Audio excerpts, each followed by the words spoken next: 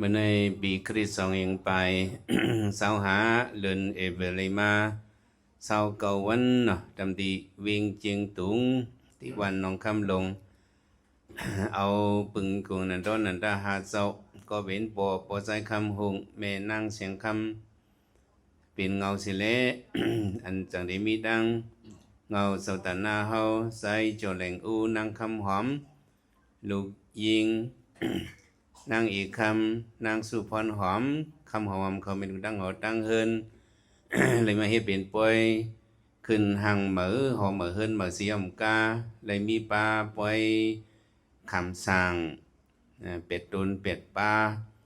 ว่าซึ่งไหนในคำไหนอะไรเป็นมังกรเข้มแบบดีงามนี่แหละเลยมาเฮ็ดเป็นปังป่อยตราสิเละ คำในนี่ได้ก็จำหนังว่าใส่จนไหนอูนั่งคำหอมของเขาขึ้นหังเหมือหอเหมือเฮินเหมือเลยตลาเขาก็เสิร์ชชื่อว่า ตลาขึ้นเฮินเหมือในกันเนาะตลาหังก็ ตลาดชุมเฮินป่า เฮาได้เฮ็ด ติวที่เศร้าอันว่านั้นไอ้ก้นเฮาเพ้อสิมว่า มันต้องแต่ไรมีติวที่เศร้ามันกึมเมลก็เฮาเคยเฮ็ดสังนาการเจิงหือในก็เฮาได้จังเฮ็ดสังหังป้องกว่าเลยทางหังว่าตินว่ามือจังความไตเฮาว่านั่นน่ะว่าก้นเฮาเนี่ยไปมีที่อยู่มันกึมในก็เฮาได้เฮ็ดหยังในก็มันไปทางหัง เนาะก็ขัดเฮินเปิ้นสั่งสิ่งที่ในอยู่ในก็เหมือนตั้งหาเงินปันเปิ้นก้อยพอเฮาเลยมีหางหอเฮินหางก้อยเฮาในได้เฮาปักมันเอาในก็เฮาเคยควักเฮ็ดนาการโลกินาการโลกุตระซึ่งฮือสิว่ามันได้เข้มเรียบกว่าลีงามอ่องที่เฮินอันนั้นก็มันได้เลยไปหางหลาในที่เลยเป็นปฏิรูปติสาวาโดสะอิตมังกละมุตถมัม ว่าอ่องดีอยู่เฮือนเท่านั้น สังเสว่ามันเมียนตีสั่งถูกว่าไหนซึ้งที่ปฏิรูปว่าตีซ่าในเตียนสั่งถูกว่าไหนซึ้งมันก็เป็นลองตั้งขึ้นอย่างมาสูงเนี่ยมังกรานั้นปองว่าเป็นลองตั้งขึ้นอย่างมาสูงเมื่อนังเฮิน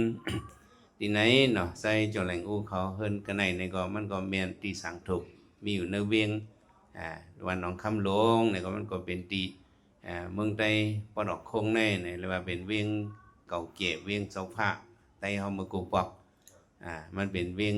กึกปืนเฮาเนี่ยเฮาก็มาตั้งตีกันในสิริงามเฮ็ดเป็นหังหอเฮินเฮาเนี่ยมื้อนี้มาขึ้นหอเหมือเฮินเหมือนี่ก็เลย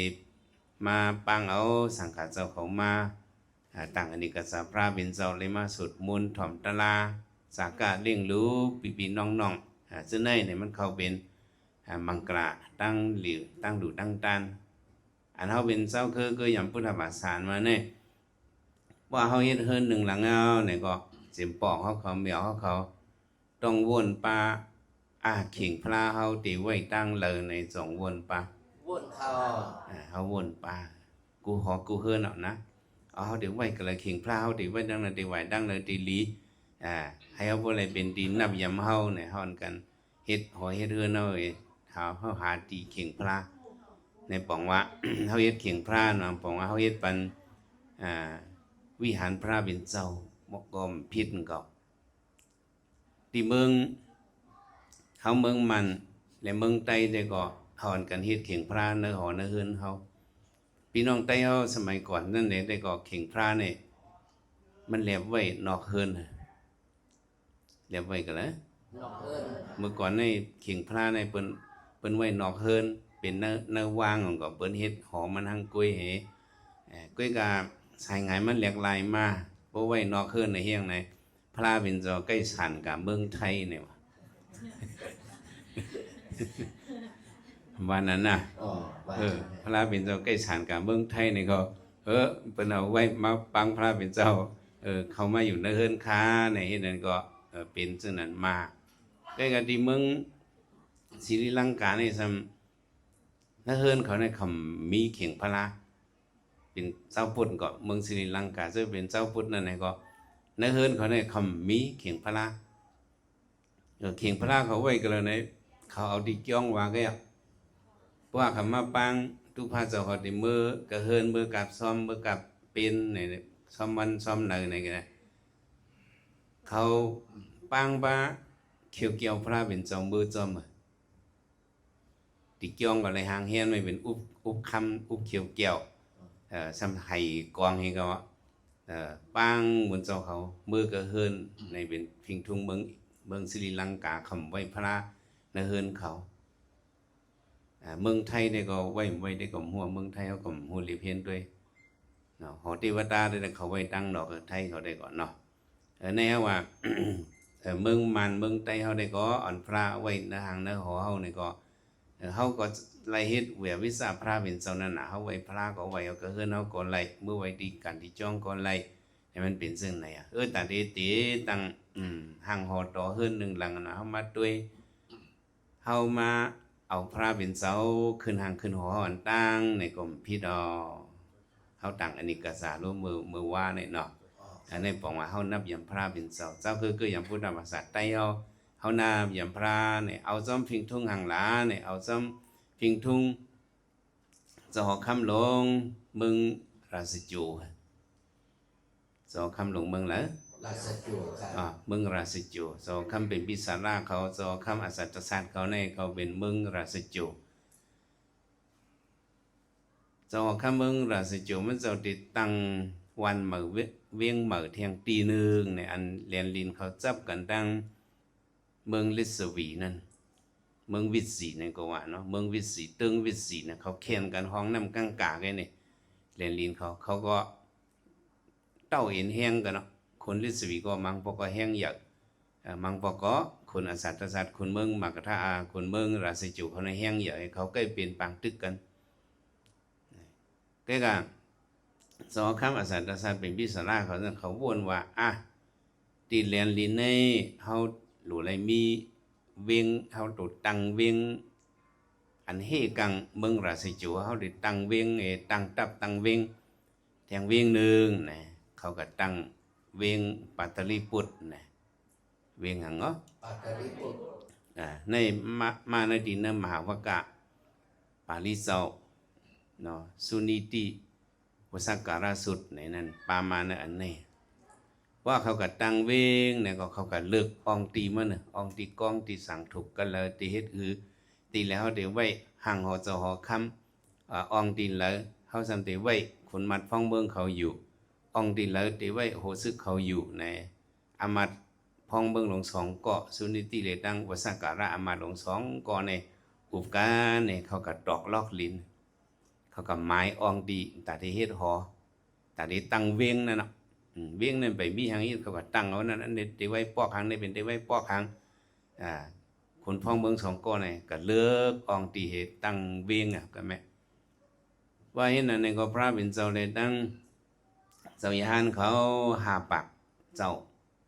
ก็ปกป้องศาสนาพื้นเพศาสนาเลยเพียวมาเส้นตั้งอันไหนที่เขาทึกมาตั้งเวียงเหมือนนี่ว่าเห็นนั่นก็พระเป็นเจ้าก็อยู่ติ่มซำไกลก็มันจะภาวนาตรายเลยด้วยนะอันเมืองก้นเนี่ยก็ตึงว่าติดตังเวียงเหมือเนี่ยติเหียงตึงว่าเจ็บตัดสินใจว่าติดตังเวียงเหมือเนี่ยตึกด้วยองตีมันเนี่ยตัดล็อกตัดสังเห็นนั่นเนี่ยอันพระเป็นเจ้าสัมหารซ้ำกาเป็นคนผีนั่งผีเทวดาเขาจะเนี่ยก็มาเอาดีอยู่วะมาเหียงมาเอาที่อยู่มาเอาที่อยู่ที่อันเป็นที่อยู่จะหอค่ำอยู่เนี่ยก็ผีเทวดาเขาอันมีพงตะโคงมาเอาที่อยู่ไว้วะเจิมเพราะมีพงต่างๆก็เอาซ้ำเจิมมีพงอย่างต่างๆก็เอาซ้ำแคบมันจะเป็นตีคนมัดพ้องเมืองเขาอยู่นั่นเจิมมีพงเพราะมีพงนำก็อยู่ซ้ำเข็ดแหลนนั่นเข็ดแหลนจนนั่นน่ะในผีเขาเนี่ยมาเอาที่อยู่ไว้พระเป็นเจ้าหันเนี่ยพระเป็นเจ้าลัดเนี่ยเจ้าอนันตาซึ่งไหนย่อถึงที่ว่า เขาเฮ็ดทางหอเขาเย้าตัวเนี่ยเจ้าคำอสัตศาสตร์ในว่าเฮาดีตาขึ้นหอเหมือเฮิรนเหมือเฮาในหอเหมือเฮาในเฮาดีนิมนต์พระเฮาดีปังเผยเนี่ยมันจะมาออกข้อความอันในก็ไม่เนื้อหางเนื้อหอในก็สมีแต่เป็นพระเป็นเจ้าก็มีจังมีเหมือนนางเชียสีวก้าเขาเนี่ยเขาเป็นจะเป็นพระเป็นเจ้าสังวิสการะอมาตเขาอมาตต่างชื่อเนี่ยเขาก็สมีเสียที่เขาหางผางมันเนี่ย อสีแล้วก็สปาเขามัคคลิโกสันล่าเขาจะในเขาก็มีเสียเขาก็ผู้กาก้นเนื้อหอก็เพิ่มไปก็ไข่ปังสลาเพอสลามันมากขึ้นหอมันเป็นนั้นนะ เป็นนั้นเจ้า เขาก็ไข่ปังก็เลยก็ว่าจะหอกคำเขาปังเสียก็ในลีปังเสียก็ในลีปังเสียก็ในหนึ่งก็ว่าหนึ่งเบี้ยวอันตักเสียงให้ในมีเสียสิบก้าเนี่ยมันตักเสียงไว้พำตักเสียง เสียสิบกา เสียสิบก้าเนี่ยมันตักเสียงหนึ่งก็ว่าหนึ่งเบี้ยวจะหอกคำเดะกลางแสงมันเดะมันโนบจูใครปังพระบินเจ้าโกรมาเขาเฮ้เขาดีถือเจอหนึ่งในเฮ้เสียสิบก้าสมมตักเสียงอะไรนี่นะเสียพระเจ้ามีนั่นจอมใครปังห้าเนี่ยนอดีค่ะเขาหลูงบงี้กันเฮใครตัวตั้งนาตั้งอะไรให้มันสั่งถูกให้ปังนั่นเดี๋ยวเข้มข้าอ้อเขามาให้ปังกลุ่มกันอุบกลุ่มกันก็ไม่แต่เขาที่ขึ้นทางขึ้นหอเนี่ยเขาเลยเขาตกลงกันเพราะว่าที่ปังเสียติ๊กที่ต่างซื้อนั่นเนี่ยซื้อคือเขาใน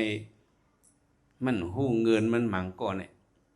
ไม่นานมัคคลีก็สันล่านวันนั้นมันก็วางเป็นพระ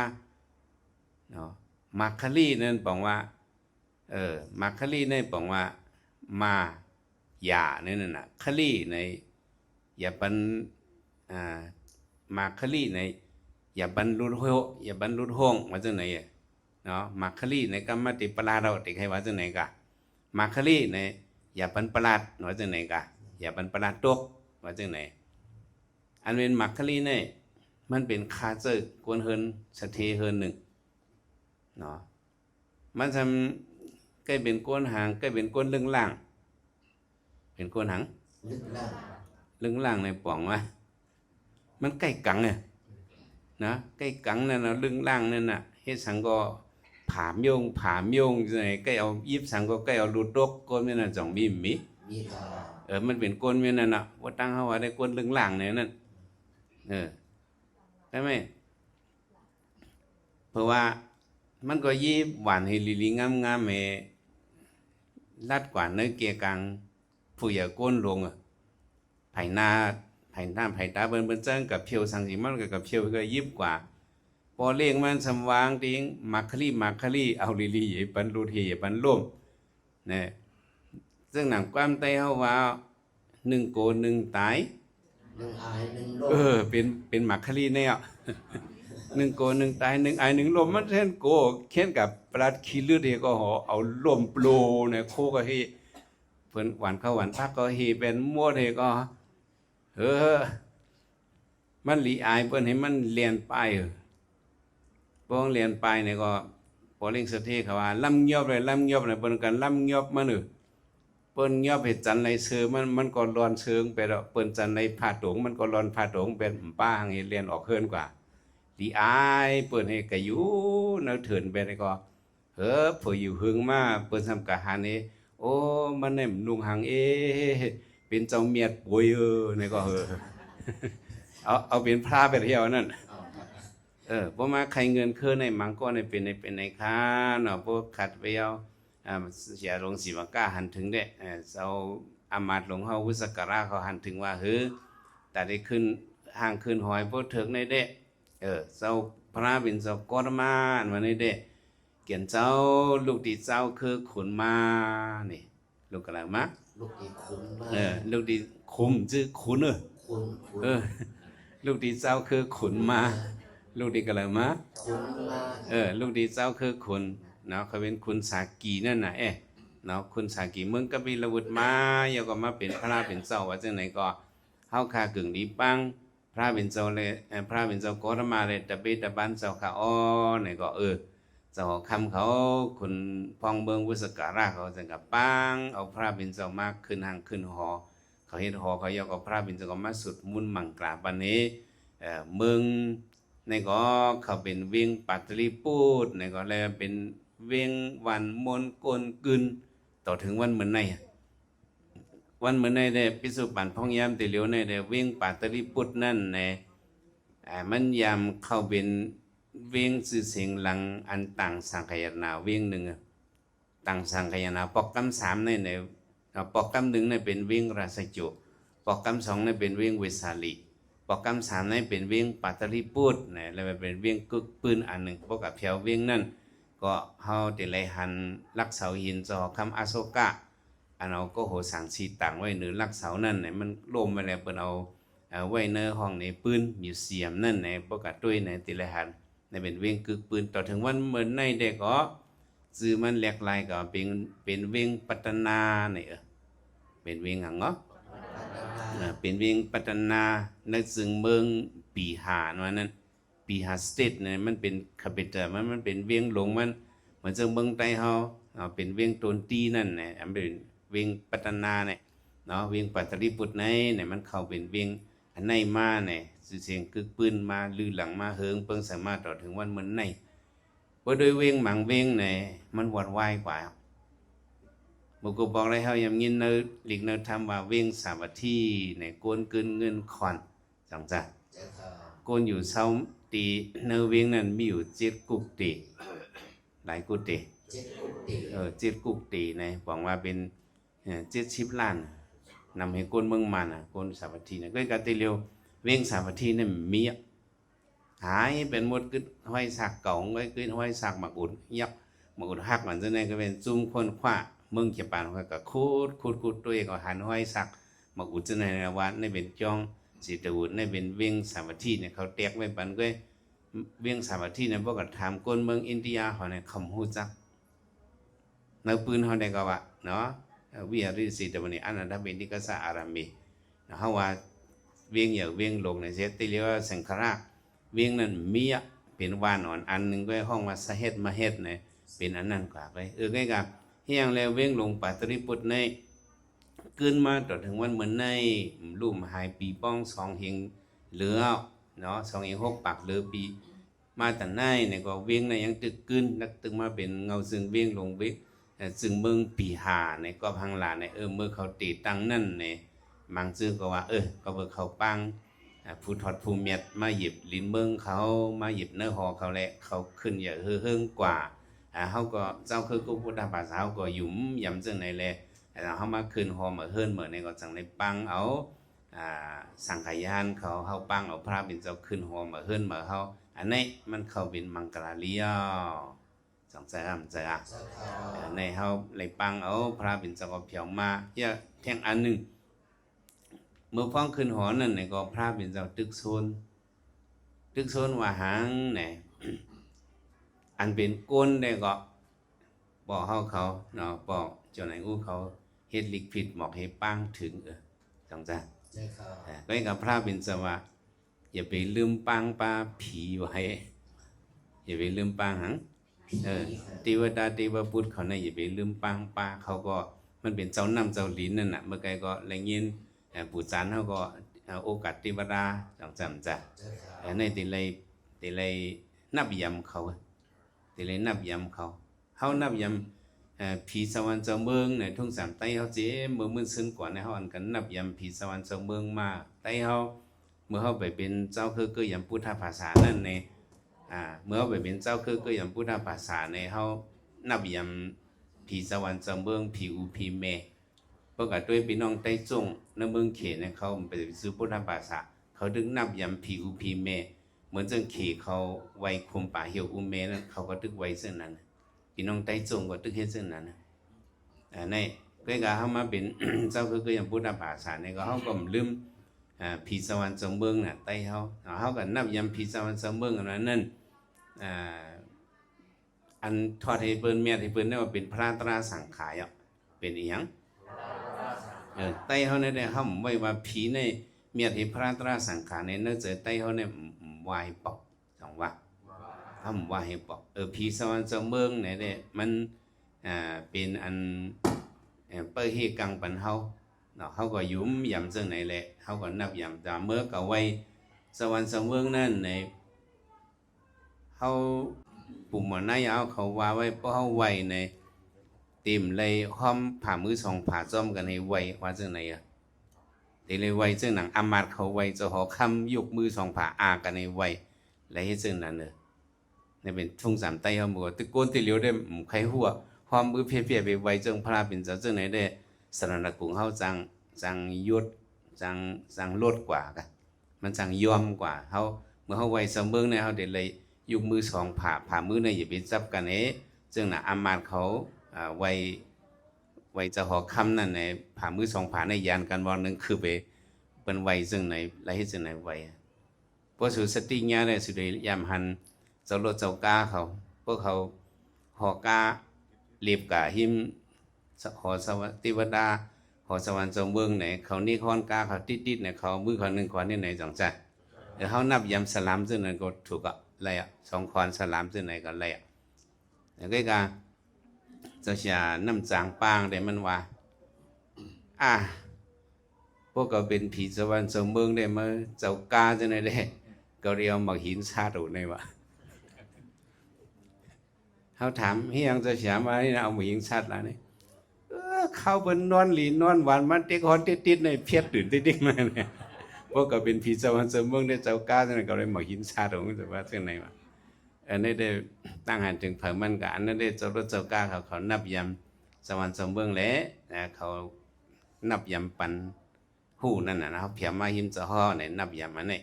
ว่าเขานับยำว่าผีสวรรค์เสมองไหนมันเป็นฟิงทุ่งเขาปลายผีเนี่ยความใต้เมื่อก่อนประมาณเขาปลายผีซองผีเนี่ยก็ตั้งเบื้องในว่าในเขาซองผีเนี่ยเขาซื้อว่าเขาไว้ผีเทวดาเขาจะในมันสูงอีพระได้มันซื้อเขาก็นับยำเขาก็นับยำเขาก็มักมันเขาก็มักมันเขาเพราะฉะนั้นเขาเฮ็ดตั้งดูตั้งต้านเย้าเนี่ยก็พระเป็นโสเขาเฮ็ดตั้งดูตั้งต้านเขาได้เลยโอกาสเทวดาผิดปางเขามาเย้าก็บ่เย้าก็เขาเลยหลุดเลยต้านจนในเย้าเขาได้เลยประกาศในเขาประกาศเย้าก็เขาได้เลยเจ็บเพกุศลปันเขาเพราะเฮ็ดจังไหนบ่ไหนซึ้งเทวดาเขาเจิญอยู่จำเขาจังไหนเขาก็ได้เหมือนจังนั้นเขาได้มีเมตตาต่อเขาได้ตุ้ยถึงเขาดูแลเขาบอกว่าจังไหนเนาะในเป็นพระเป็นเจ้าตึงปงอขวางบันทินเนอสุนิติวสังการสุดในพระเป็นเจ้าให้นับยำผีว่าจังไหนตุ้ยเอาผีลู่ลงอลาวกาแล้วเนาะมันกินโกนมาคนเมืองอาราวีเขาใน12 ปีหลายปี12 ปีถึงที่ว่ามันเลยถ่อมตลาพระเป็นเจ้าเย้าวันไหนมันเป็นโซดาปานกว่าเป็นนังกว่าทีนี้มันเป็นโซดาปานกว่าแล้วก็เอาตายเพื่อนให้มันเฮ็ดเอาน่ะเพื่อนเอาลูกใจจอคำมาสองมันมาปั่นมันใจอ่อนตึกเกิดเหมือนนั่นมาปั่นมันเนี่ยกูบอกได้ครบกินรีบบ่หรอบอกได้มันกินเอาเป็นโซดาปานเอามันขึ้นเอาต้านปันพระเป็นเจ้าขึ้นเอาปันขึ้นคนมัดพ้องเมืองเขาในจังหวัดใจอ่อนก็ในจึงว่าหัตถาลาวกาในบอกว่าลูกดีเนื่องมืออลาวกามาลูกอ่อนก็ในจังหวัดเป็นหัตถาลาวกาในนั่นไหว้สิเจ้าหน้าเนาเนี่ยก็พระเป็นเจ้าว่าสู่ก็อย่าไปแป้งจังที่เหนือผีรู้อะไรกินลูกสู่ล่างสู่ปีสู่น้องสู่เจ้านั่นสู่ก็มันเขาเจ้านั่นก็มีบทเวียนติกันมาเนาะมันเลยตอบเต้นชายเต้นมันกันนี่ยามเหลียวผีลู่ลงอลาวกาในเป็นอริยายาวเป็นนังเป็นอริยายาวนี่ก็สู่ที่ไรนับยามันเนี่ยจังไรเฮ็ดปันเข่งผีอลาวกานั่นที่เมืองอาราวีเนี่ยนะมีเข่งผีอลาวกาในมีไว้หลายสืบหลายปานเลยคนเมืองเขาเลยกะเอาน้ำมันเนยคือทอปาดคือน้ำนมคือจังไหนกับไปกับช่องผีอลาวกาในว่าจังไหนแน่แล้วจำหนังพิงทุ่งมีเนี่ยก็เอาช่องผีจังไหนก็เฮ็ดอะไรอยู่ก็เขาอย่าไปไว้เจอว่าเทวดาเขาจังไหนมันแก่เสพระเป็นเจ้าห้อมเลยไว้ใจสนันเดชสนันตะกุงเขาก็รู้แล้วในว่าจังไหนเนาะในเขามาขึ้นหัวมาเฮือนมาในเขาปั้งเอาขุนทางพระเป็นเจ้ามาเนี่ยอันนี้มันเป็นเขานับยำพระเป็นเจ้าเป็นเอาเตสาเสติเป็นนังเหรอเอาเตสามันบอกว่าเขายังสู้พระเป็นเจ้าในขุนทางพระเป็นเจ้าในเนี่ยมังจื้อก็เดียวมาอุดมาคานเฮ็ดจังจ้ะมังจื้อก็เอาต้องเฮ็ดมังจื้อก็เอาเงินเฮ็ดมังจื้อก็เอาคำเมหล่อเฮ็ดเฮ็ดกูมิวมังจื้อก็เอาดอกชาในเฮ็ดนั่นเอาดอกชาในเฮ็ดนะต่างแต่จะมีพี่น้องไต้ไงกะเนาะไต้ในปีผีใหม่แหละ ไม่ในหมอเฮ็ดกูมิวนะสารเฮ็ดกูมิวเฮ็ดแอบเฮ็ดกูเฮ็ดสังเฮ็ดกอกเฮ็ดมอกเฮ็ดอะไรกูมิวไต้เฮ็ดเป็นแต่ว่าเฮ็ดเป็นพระแต่ว่าสารนี่เป็นกองมูก็มีน่ะในเอาเฮ็ดเป็นกูมิวเนี่ยเฮายังอ่านว่าเป็นเอาเตสาสิติเป็นนังเหรอ ทิสาสิติ เฮาเฮ็ดเป็นโอทิสาสิติอันนี้ว่าเฮาเยืองว่าจิเมื่อเฮาติซาขับหมักอุดมันก็เฮาว่าเฮาขับเฮ็ดเป็นอุ่นห้างพุทธเจ้าขับเฮ็ดเป็นหุ่นห้างพระเนี่ยเจอเฮาใส่นั่นหมู่นั้นเฮาขับกำแล้วก็ตาเป็นหุ่นห้างพระตาเป็นหนังถึงที่เฮารูปชอมันสังมาก็เฮาว่าในเป็นหุ่นห้างพระเฮาเนี่ยเฮานับอย่างอันนี้เป็นห้องว่าโอทิสาสิติห้องว่าหังก็ โอทิสาสิติ มังซื้อจะทำเดี๋ยวว่าที่ว่าพุทธภาษาเขาในไว้หมักอุดเดี๋ยวว่าจะในก็มีต่างจ้าจะรู้หมักอุดในเปิ้นเอาเฮ็ดทางคีก็เป็นหมักอุดก็หนาเฮ็ดพระราสูก็เป็นหมักอุดก็เหมือนตั้งสูไว้ทางคีก็ในที่ว่าจะในที่เฮาก็ใกล้ก็ให้อยู่ไปพิจารมันเหมือนกันเนี่ยยังอันเหมือนกันรู้สองเหมือนนะเมื่อเฮาลำเจอเฮาว่าเฮาตั้งใจว่าเฮาได้เฮ็ดพระราเนี่ยอันนี้มันเป็นหมักอุดแต่เฮ็ดพระเมื่อเฮ็ดทางนั้นเป็นหมักอุดทางเนี่ยนั่นมันจะมีที่ไว้ดูเนาะมาอุ่นนังกันก็มันเหมือนกันสังจ้ามันเหมือนกันที่แดงมันเข้าไปกว่าจำตังเข้ากับหันเงียแค่พางอันหนึ่งตกไว้หรือตังการสังหันแค่พางตกไว้หรือตังเข้าป้าเย็นพื้นด้วยเข้ากับพื้นด้วยแค่พางนั่นจะเป็นหางผมมีกันสองเกาะไถกึกกันไว้เขาก็ผมมีกันสองก็ไถกึกกันไว้เป็นเผาก็เขาก็หูจักเขาก็ตุ้ยเอาเขาก็ถึมไปแล้วจงได้เก็บไว้เก็บไว้อันนี้เก็บหางนั่นเป็นจีก็นั่นเป็นหางไงเป็นจีเก็บหางไงเขาขึ้นกว่าตั้งนาแทง7-8อย่างเขาขึ้นกับหันเก็บหางแทงอันงบไว้เขาขึ้นกับเอาให้ตุ้ยก็ไม่เผื่อพม่าตุ้ยเก็บหางนั่นจะเป็นเก็บหางปอเขาเมเขาก็ไม่เป็นเก็บหางเผอปอเฮาเมเฮาเป็นจีก็มันจือล่ะเป็นจีก็กะเฮาหันมาเป็นปอเฮาเมเฮาในเฮาเดี๋ยวทึมไปแล้วเฮาได้เก็บไว้เก็บไว้ค่ะเป็นจีก็มันจือล่ะเป็นได้เป็นจีเหมือนกันกุ้งมันเหมือนกันกะกุ้งจ่องเหมือนกันมาเฮาหลวงในป่องซะซึ่งในอันเปิ้นว่ามักอุดหนังกันก้อยนะกุ้งมันเหมือนกันตีมันเหมือนกันอีว่าต่างซื้อต่างเปิงละเพียนเจ็ดก็เหมือนนั่นเนาะเพียนเจ็ดอันนั้นเนี่ยว่ากับไว้หิมตีนโคไลได้เป็นแผ่นจิตตีนจังจ้าเพราะไว้หิมตีนโคไลเป็นแผ่นจิตตีนพุทธบลีลีก็มาไว้ดีเข่งพระราเนี่ยก็เป็นแผ่นจิตดีเข่งพระราจังจ้าพวกกับไว้ในโรงแรมหลวงพ่อตัวเพลีลีเนี่ยก็เป็นแผ่นจิตจะคึกในโรงแรมบนวันไหนเนาะจ้าเขาเดี๋ยวคู่ตีมันกับเขากับไว้ปึกเหลียวมันไล่แต่ว่ามังเจอพวกใครพิษโหกันนั่นน่ะพวกใครมังโหกันมาเทียงกันมาอุดก็เป็นทางก็นางพระก็เอานางพระก็เป็นอุดก้อยทางก็เป็นอุดก้อยเนี่ยมันเหมือนกันแหละมังเชื่อได้ว่าเรื่องที่กันพวกนั้นได้มีสุก็เป็นผู้หญิงก้อยหนาน้องหญิงมาก็เป็นผู้หญิงก้อยหนามีมาก็เป็นผู้หญิงก้อยหนาจังว่าไว้เหมือนกันไรสองไรมันมีจันหลายจันนั้นเขาหลุดปองอันนี้เขาเอาพระเป็นเจ้ามาที่หอที่เฮือนนั่นในเขาเป็นโอติสาสิติเป็นนางก็เขาเยื่องว่ามันเป็นต่างตัวพระเป็นเจ้าในตั้งตัวพระพุทธพระเป็นเจ้าให้เขาเลยคบกอมน้อมไว้ในตาเขาเป็นกุศลกุวันสองจ้าก็ไม่เขาจำเฮ็ดบันเข่งพระลาในเนี่ยเฮ็ดบันหังเขาเฮ็ดบันเข่งพระลาที่อยู่ที่เสาพระเป็นเจ้าเนี่ยอันนี้มันเป็นปริโภคาสิติก็วันอะไรเป็นนังก็ปริโภคาในบอกมาเป็นเครื่องเจ้าเครื่องยิบพระเป็นเจ้าพระเป็นเจ้าเกี่ยนเจ้าเป็นพระเตยตนไม่หย่องพ่อที่สิริคำไม่หย่องพ่อที่คำไหนฮะอันเป็นตนไม่หย่องพ่อที่ในเขาบ้านนะโอทิสาสิติเฮียงในพระเป็นเจ้าเอาเฮ็ดเป็นวิหารเอาเฮ็ดเป็นจ้องมันเจ้าเอาเฮ็ดไปหังก็ในเลที่เมืองสีโหในก็ตนไม่หย่องพ่อที่ในเลยมีกุจองกุวัดพอมีวัดมีจองในที่เมืองศรีลังกาในที่เลยมีตนไม่หย่องพ่อที่หนึ่งตนที่เลยมีกองถัดกองมูหนึ่งสู่จองหนึ่งหลังเลยนะที่เลยมีตนพ่อที่หนึ่งตนถัดกองมูหนึ่งสู่ยาวก็ที่เลยมีเข่งผีหนึ่งอันให้เนี่ยเลยไปบันเข่งที่วัดตาเมืองศรีลังกาเนี่ยยาวก็หูนางพระลามีในการในจองนั้นก็มีแต่ตนไม่หย่องพ่อที่ไหนอันไหนเป็นพิงทุ่งเมืองกลาเขาเลยไว้ตนไม่หย่องพ่อที่ไหนเป็นโอทิสาสิติอันเขาเนี่ยก็เขามีเข่งพระเนินเขาอันไหนเป็นปริโภคาสิติเป็นสิติหังเนาะในเป็นไหนมังซื้อก็สัมตี เข่งพระเจ้าในเนี่ยก็เอาเข็บตะลาจักตะลามาปืดไว้จังจ้ะ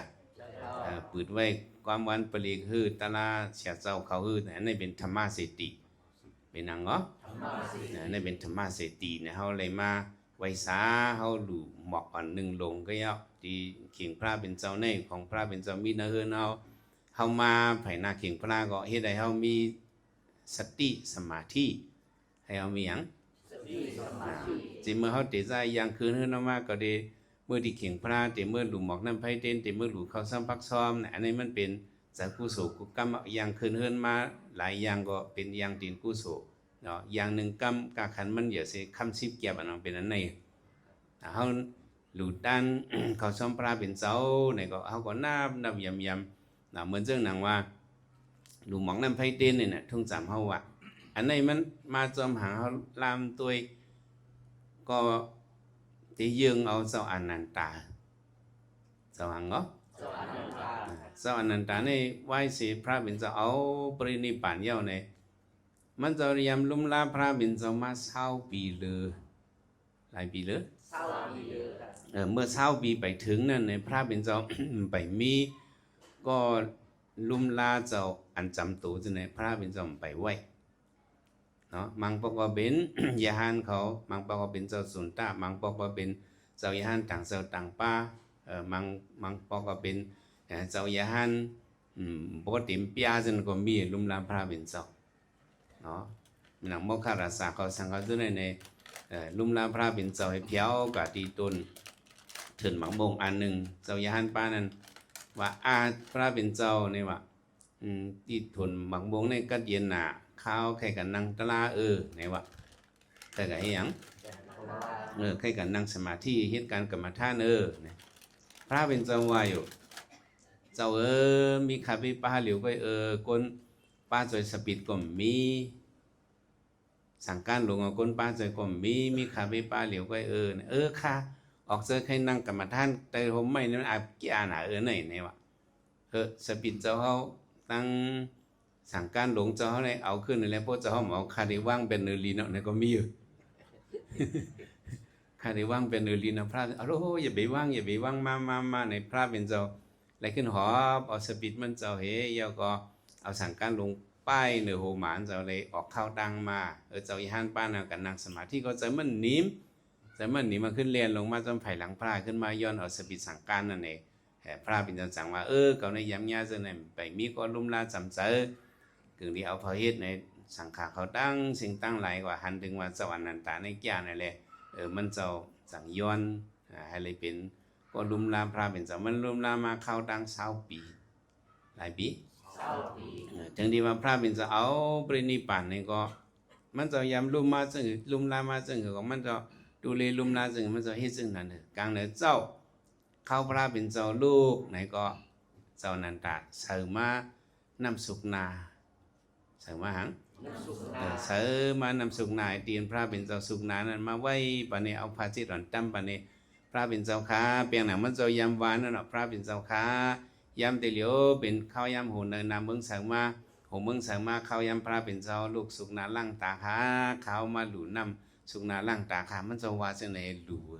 ว่าพระจิตเฮอย่าพูดถึงข้าวอาบน้ำในก็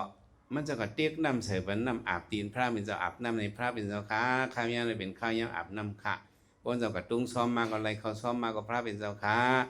เอาสปินเจ้าให้หลู่พระเป็นเจ้ายำเหลียวเป็นข้าวยำพระเป็นเจ้าซุ้งซ้อมวันคาเนี่ยมันเจ้าหลู่ด้านที่ไหนมาตลอดนั่นนี่เป็นรายการเจ้านันตานับยำพระเป็นเจ้ามีก็มันตึกว่าพระเป็นเจ้าตึกมีชีวิตใส่ใจอยู่ในก็ให้ในหลู่ด้านมาเขาก็เอาฟิงทุ่งในเลยสั่งว่าโกนเมืองเฮาอ่อนกันหลู่เขาซ้อมพักซ้อมหลู่มันพระเป็นเจ้าตัวพระเป็นเจ้าได้ก็เมียก็ยื่นอ่านว่าเส้นหนังพระเป็นเจ้าตึกมีให้หลู่ด้านนี่ก็อันนี้ก็เป็นเจอการลีกุศลนังเก่าจังจำได้เฮาหลู่เขาซ้อมพักซ้อมนี่ก็หงเหเป็นเฮาเป็นอะไรก็หลู่ด้านกว่าก็อย่าไปให้จึงเปิ้นก็ว่าเขาซ้อมต่อเขาเสือหลู่กลางในกลุ่มบ้ากากลางคำในวิวัฒน์นั้น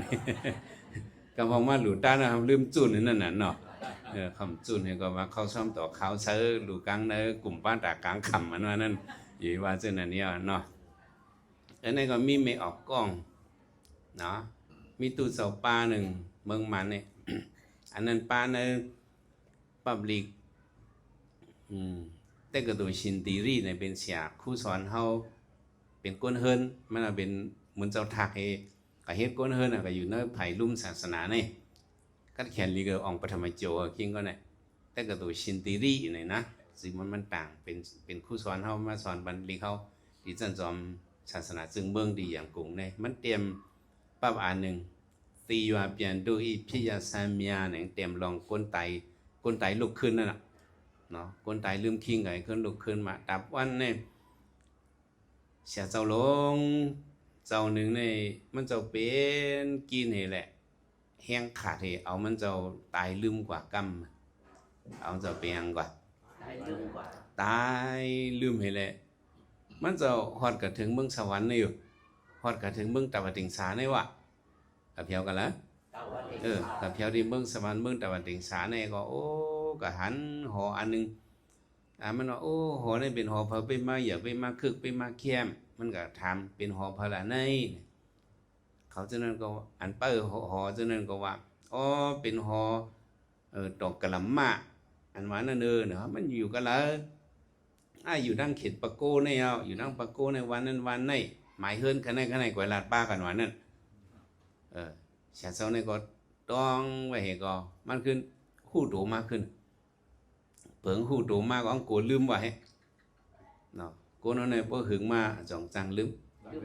ใกล้จังลืมบนว่า40ลืมนา50ลืมหลัง60ใกล้กลาง70หูสัง80สันยัง90หรือเอาพังกันมานั่นเนาะเขาโกลืมมาในเมื่อเนี่ยว่ารัดกะปีเงยไอ้กะปีเอาป้าไปเอากำเต็มมาอ่านรู้เต็มรู้ซื้อว่าตอกกะละมาว่าหมายเฮิรนขนาดปอกในเส้นตั้งอันในสีเติงปะโกว่าเมื่อวันอันในว่าเนี่ยว่ากะปีก็หมายเขียนไว้เต็มไว้หลีๆงามๆหมายถึงดีเสียเศร้าลงขึ้นอยู่ลีมามันก็กระจอบตุ้ยจองใจเต้ในเพียวกว่าที่วันนั้นเต้ไว้กะหันเฮิรนหลังหนึ่งกะถามเพิ่นให้เป็นเฮิรนเพอเนี่ยเป็นเฮิรนตอกกะละมานวันนั้นใครเอาเนี่ยว่เขาเคยเข้าเมื่อเอี่ยวเฮิรนมันไรว่าเนี่ยเป็นนายกะลาเป็นนายหังเนี่ยถ้าเป็นพุทธภาษาก็เหมือนเจ้าก็เขาเมื่อเนื้อนี่ก็เมื่อ เหล่ด้วยซ้ำข้าวยำที่ซุงซ้อมวันนั่นน่ะ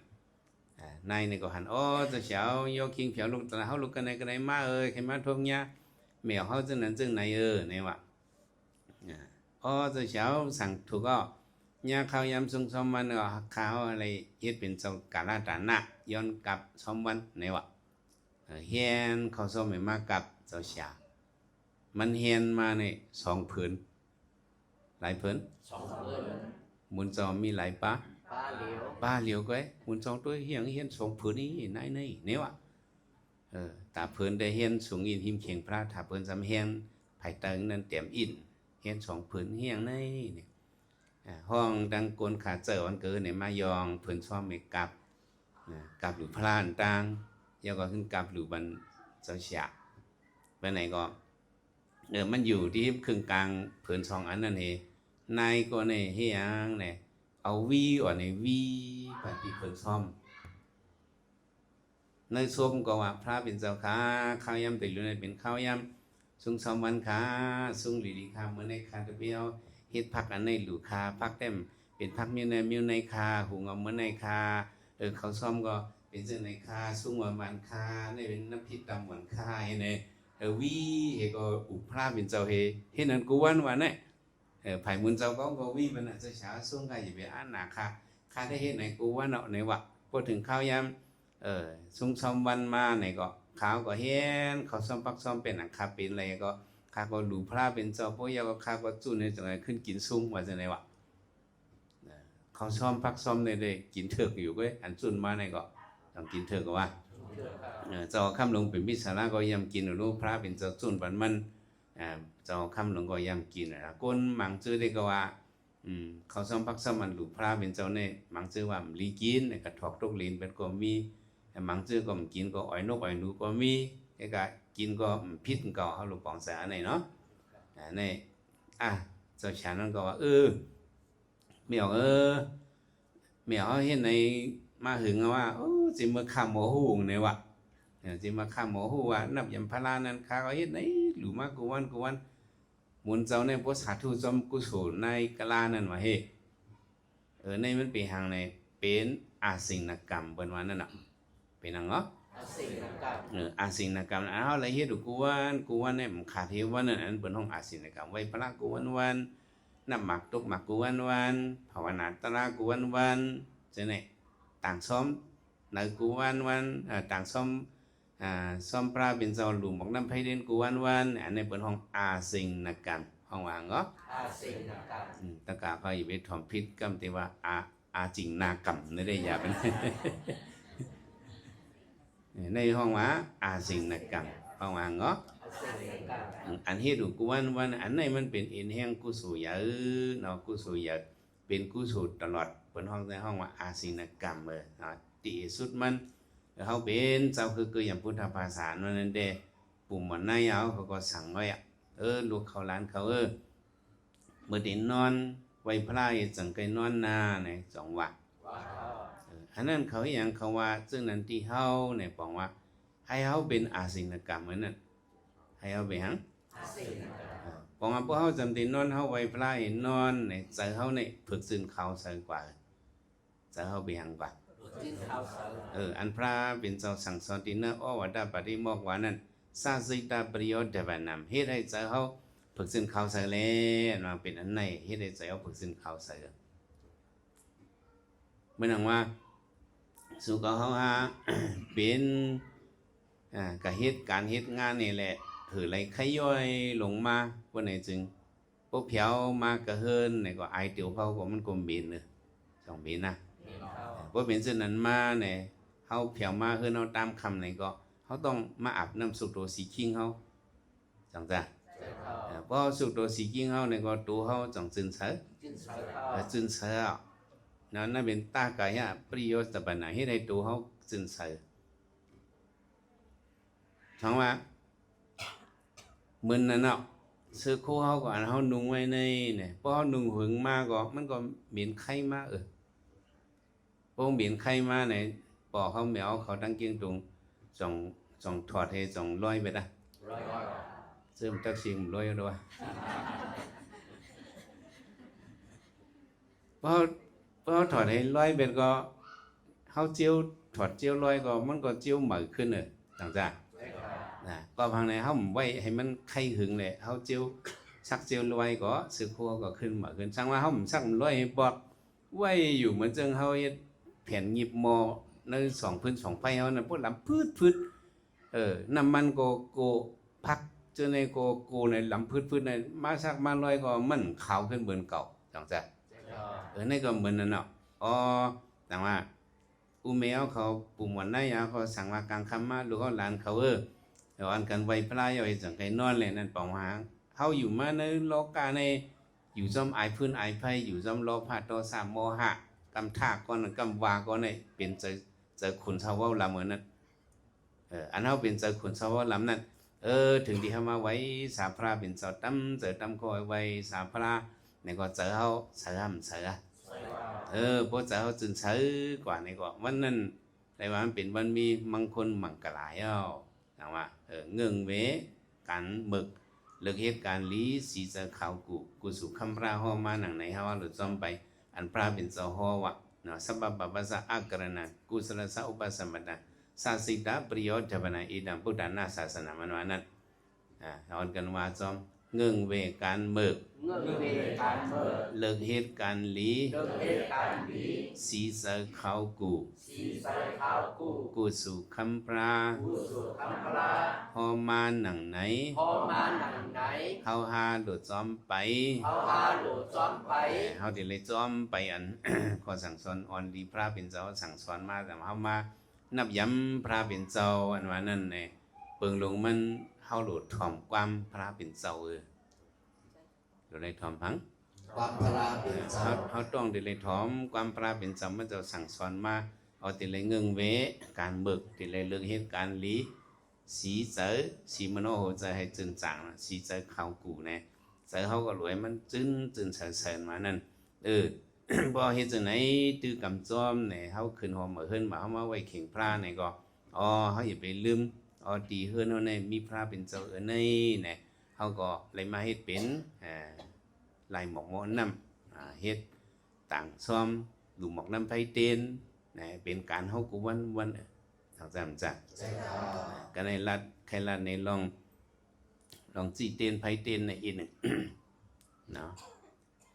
ตะกาป้องแมวเขาก็ยำหลูไผเต้นสองยำหลูแต่เรียวหลูไผเต้นเนี่ยก็เขาก็หลูไผฟ้าหลูหังก็ในตีป้าโตหอตีสักขุโตเพราะอะไรหลูด้านไฟในเหมือนดังว่าเขาเลยหลูด้านตาแรงว่ะเหมือนหังก็เหมือนเลยหลูด้านตาแรงตาเนื้อก็ต้องหลูเลยเลี้ยงตาหยางก็ให้เลยเลี้ยงมัมซาสักคู่หยางนะสักคู่ในตาเนื้อก็หลูให้มันเลี้ยงตาหยางก็ให้มันเลี้ยงเขาหลูไฟใน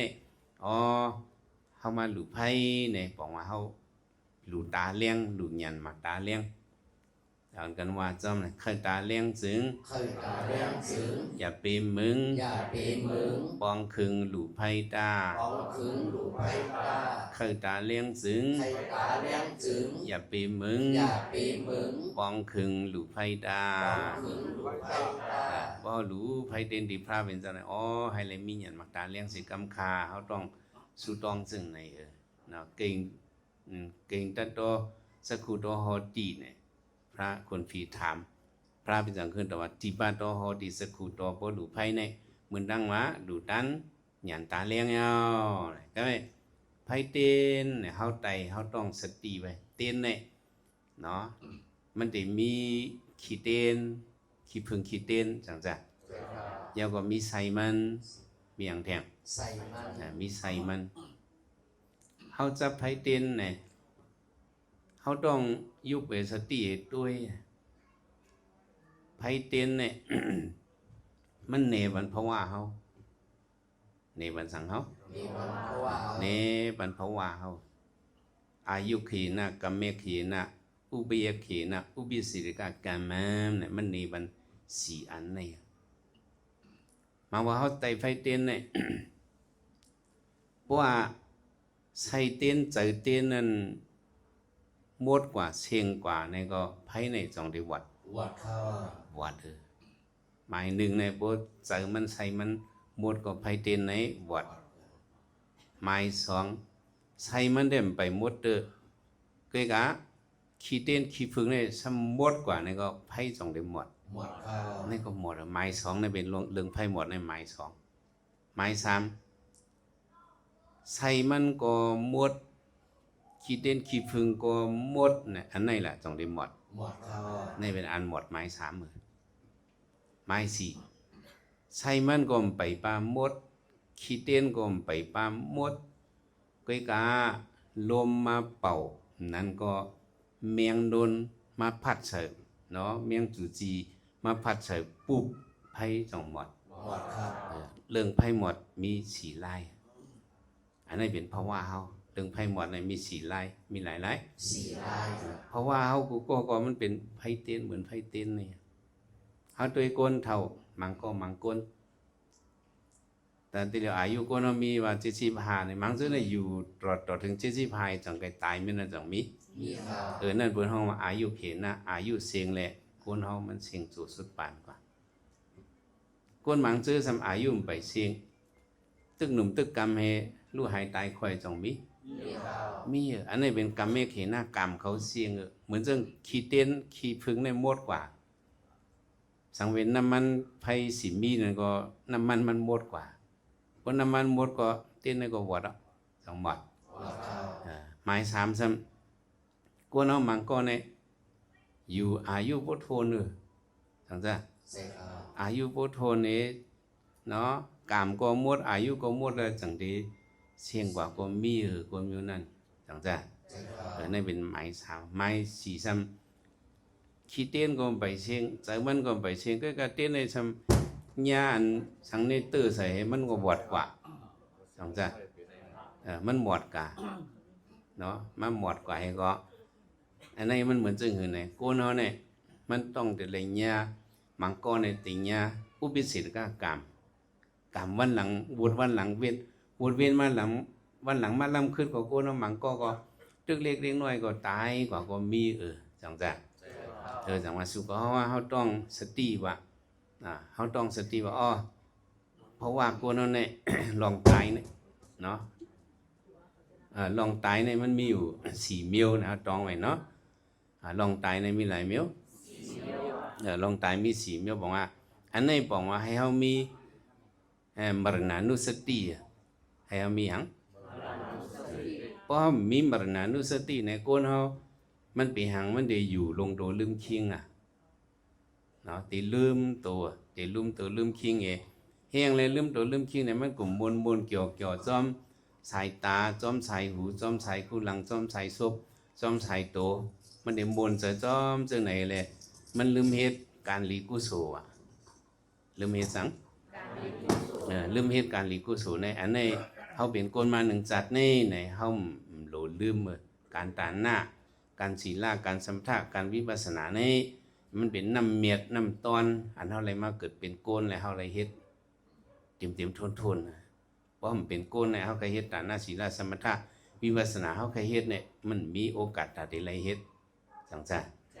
นในสุก็ว่าอย่าไปหลงอย่าไปลืมเฮาเลยมาขึ้นหอมมาเฮิรนเหมือนใน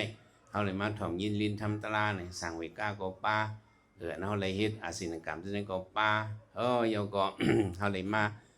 มรณานุสตินี่ก็หลุเลยคุกคนไว้ว่าอะไรสตุระได้คาตราสีเปิงเนี่ยเฮาได้เลยเอาต้องกึมไว้เสียนั่นเนาะอ่อนกันว่าซ้ำเลยปุตมิตรอามาต้องไว้ตาอารักขาสีเปิงปุตมิตรอามาต้องไว้ตาอารักขาสีเปิงอันนี้เป็นตราเปิปาจูบานโกนเฮาพุทธนะแต่ละมีพุทธานุสติแต่ละมีหยังพุทธานุสติในโคคนวนถึงกุคนหมุนเงาพระเป็นเจ้าในเป็นผู้มีมนต์ไขกิเลสาเจ้าในเป็นผู้พุงตะโคอยากเจ้าในเป็นผู้มีญาณในหัวตลาเสษาหังกุยเจ้าในเฮาคนคุคนพุทธานุสติในก็เฮ็ดให้ใจเฮาเบิกถึงข่าวใจมิตรนะแปลว่าแต่ละมีใจเมตตามีใจหังจะเมตตาเป็นเฮาฮักตัวเฮาก็ฮักป้าเปิ้นเฮาอีรู้ตัวเฮาก็อีรู้เปิ้นเนาะเฮาแค่ตัวเฮาทบตั้งหยาบในก็ตัวเปิ้นก็อย่าไปให้ทบตั้งหยาบนะเฮามีจะเมตตานะพุทธมิตรเนาะอสุภกรรมฐานในก็แต่เลยวนจอมว่าผมวนจอมในเฮาได้มีหมันหน้าเขาในห้างลีเนี่ยเขาในห้างแก่นะติเตพระเป็นสองก็ว่าอิมินาปุริกายติเถนะตัวเขาในเป็นตัวเนาก็ปกลิมาเถในพระเป็นเจ้าต้องว่าตัวมันเจ้าในเป็นตัวเนานะ30 ใบคงในพระเป็นเจ้าในหางลีเปิ้นหมดเสียนผีสังสัตว์กลจังจ้ะเขียนเจ้าหางลีเปิ้นเขียนเจ้าตั้งมาตัวเจ้าในเป็นตัวอสุภังเป็นตัวเนาตัวไว้ตัวหางเนี่ยจังหนังพระเป็นเจ้าว่าที่ตัวมันตัวเฮาจังได้แค้นมีติว่าผมอาบน้ำไว้3 วันในให้กระตังชื่อกันว่าหอมในก็2 หอมแม่อย่าพิจารณาในอสุภะหลุดด้วยจ้อมก็อันนี้มันเป็นแห้งสังเวกาเป็นแห้งหังสังเวกาตราเฮาพุทธมิตรมาในเป็นบรณานุสติจังเฮาว่าไผเต้นสีเหลี่ยมบ่ไกลนั่นน่ะเพราะว่าเฮาเนี่ยบรณาเมตุนสิวินะอาตุนเพราะเฮาเนี่ยมันกึมเนี่ยเพราะคุกอะไร4 อันในเฮาเนี่ยเป็นคนอำลงอำลืมเพราะเฮาลงลืมเนี่ยก็เฮาได้คุกสลายเฮ็ดการตั้งหลีกุศลเพราะเฮ็ดการตั้งหลีกุศลก็เพราะว่าเฮามันได้เจริญขึ้นอย่างมาสูงกว่าจัดในมกาปาติมจัดหนักมันได้แก่สิอ่อนตอนสิเก่านั่นเป็นยังอันเฮาเจ้าคืออย่างพุทธภาษาเฮาเลยมามิตรตราขึ้นหอมเฮิรนมาใส่เจ้าแหลงแมวคำหอมมาเขาเนี่ยก็เอาตรามาผักต้นขึ้นบันเฮิรนมาอายาวก็ย้อนข้าวยำ3 มณีอ่อนกันนั่งภาวนา